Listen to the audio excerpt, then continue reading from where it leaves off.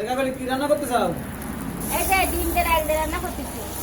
আর ইফতারি বানাচ্ছি আলুর দম আর লুচি। ইফতারি কি রান্না করতে চাও? আলুর দম, লুচি, ছোলা।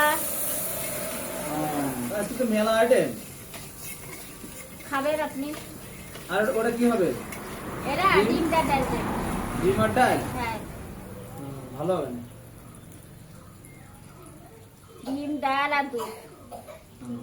এটা কি ইফতারের সময় না সেহরির সময়? সেহরির সময় খাবেন, ইফতারের সময় খাবেন। ঠিক আছে। ডিম একটা কম হয়ে গেল না, আমরা 5 জন লোক। বললা ডিম ভাজি করবো, আস্তে আস্তে খাবেন, ভাজিও করবেন। আচ্ছা ঠিক আছে।